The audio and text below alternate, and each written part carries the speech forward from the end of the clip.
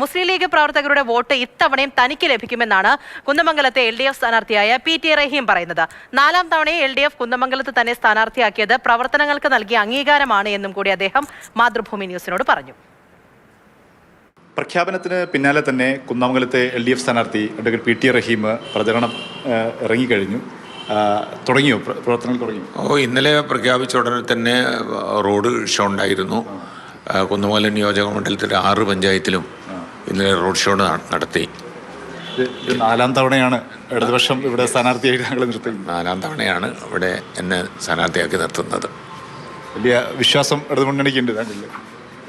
തീർച്ചയായിട്ടും ഈ നിയോജക മണ്ഡലത്തിലെ വികസന പ്രവർത്തനങ്ങൾ ജനങ്ങൾക്കേറെ പ്രിയങ്കരമാണ് എന്നുള്ളത് എനിക്ക് തന്നെ നല്ല ബോധ്യമുണ്ട്. അതുകൊണ്ടാണ് വീണ്ടും ഇവിടെ തന്നെ നിൽക്കാനുള്ള സാഹചര്യം ഉണ്ടായത് എന്നാണ് ഞാൻ മനസ്സിലാക്കുന്നത്. ഈ സ്കൂൾ ഉൾപ്പെടെ നമുക്ക് MLA ഫണ്ട് ഉപയോഗിച്ചൊക്കെ ചെയ്യാൻ സാധിച്ചിട്ടുണ്ട്. ഇത് MLA ഫണ്ടിൽ നിന്ന് ഉണ്ടാക്കിയിട്ടുള്ള ഒരു കെട്ടിടമാണ്.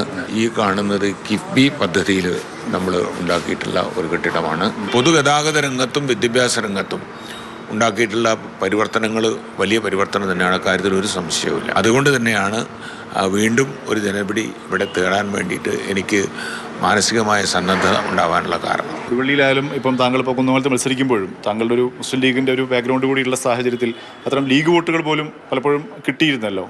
അത്തരം സാഹചര്യം ഇപ്പോഴും ഉണ്ടോ? ലീഗ് വോട്ടുകൾ പോലും താങ്കൾക്ക് കിട്ടുന്ന? തീർച്ചയായിട്ടും. കൊടുവള്ളിയിലൊക്കെ ഞാൻ ജയിച്ചതിന് കാരണം എന്നെ ലീഗിൽ നിന്ന് പുറത്താക്കിയത് ന്യായമായ ഒരു കാര്യവുമില്ലാതെയാണെന്ന് പൂർണ്ണമായി വിശ്വസിക്കുന്ന ഒരു തലമുറയാണ് അവിടെ ഉള്ളത്.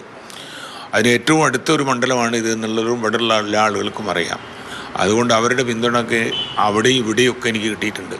അതിനിയും തുടരും എന്ന് തന്നെയാണ് ഞാൻ കരുതുന്നത്. കുന്ദമംഗലത്ത് PT റഹീം പ്രചരണ രംഗത്ത് ഇറങ്ങിക്കഴിഞ്ഞു. അദ്ദേഹം കഴിഞ്ഞ തവണത്തെക്കാൾ ഉയർന്ന ഭൂരിപക്ഷത്തിന് ഇത്തവണയും ജയിച്ചു കയറുമെന്ന ശുഭാപ്തി വിശ്വാസത്തിലാണ്. ക്യാമറമാൻ വേണുവിനൊപ്പം മുഹമ്മദ് ഷഹീദ്, മാതൃഭൂമി ന്യൂസ്.